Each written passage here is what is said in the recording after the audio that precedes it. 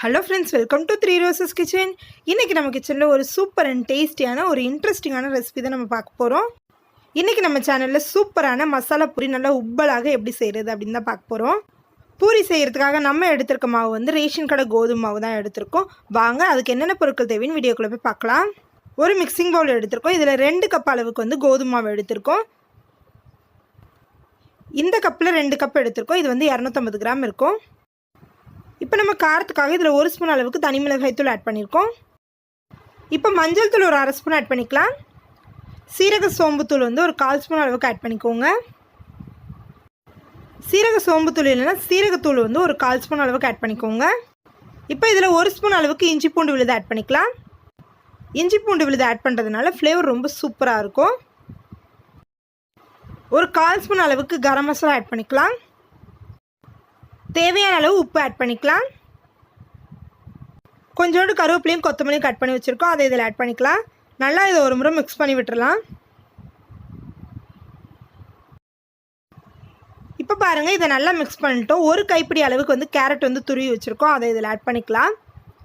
இதையும் நல்லா மிக்ஸ் பண்ணிடலாம். இப்போ லைட்டாக சூடு பண்ண தண்ணியை எடுத்துக்கோங்க. கொஞ்சம் கொஞ்சமாக தெளித்து இதை வந்து பிசைஞ்சுக்கோங்க. தண்ணி வந்து ரொம்ப கொதிக்கணும்னு அவசியம் கிடையாது, லைட்டாக சூடானா போதும். இப்போ பாருங்கள், நம்ம பிசைஞ்சாச்சு. இப்போ 1 ஸ்பூன் அளவுக்கு எண்ணெய் ஊற்றி இதை நல்லா இன்னொரு முறை பிசைஞ்சு விட்டுருங்க. இப்போ பாருங்கள், இதை நம்ம பிசைஞ்சிட்டோம். ஒரு 5 to 10 மினிட்ஸ் அப்படியே ரெஸ்ட்டில் விட்டுறலாம். மூடி போட்டு மூடி வச்சுருங்க. இப்போ 10 மினிட்ஸ் ஆகிடுச்சு. நம்ம ஓப்பன் பண்ணி பார்க்கலாம். பாருங்கள், மாவு நல்லா சாஃப்டாக இருக்குது. இப்போ நம்ம இதை வந்து உருட்டி எடுத்துக்கலாம். இது மாதிரி சின்ன சின்ன பால்ஸாக வந்து உருட்டிக்கோங்க. உங்களுக்கு எந்த ஷேப்பில் வந்து பூரி வேணுமோ அதுக்கேற்ற மாதிரி நீங்கள் வந்து உருட்டிக்கலாம்.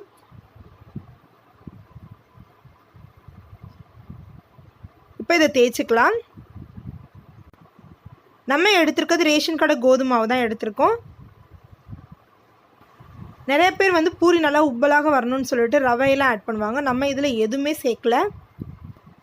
இப்போ பாருங்கள், இதை வந்து உருட்டிட்டோம். இது மாதிரி தடிமன் இருக்க மாதிரி உருட்டி எடுத்து வச்சுக்கலாம்.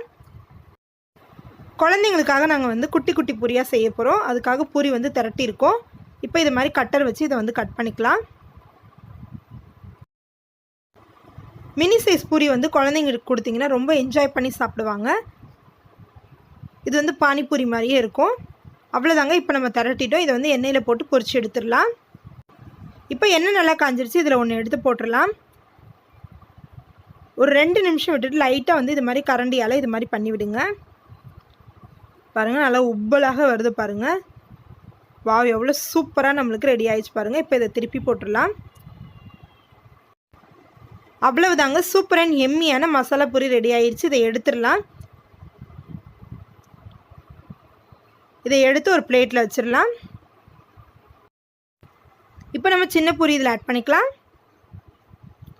லைட்டாக இது மாதிரி ப்ரெஸ் கொடுத்தீங்கன்னாவே வந்து அது நல்லா வந்து உப்பலாக வரும். பாருங்கள், நல்லா பஃபியாக இருக்குது பார்க்குறதுக்கே.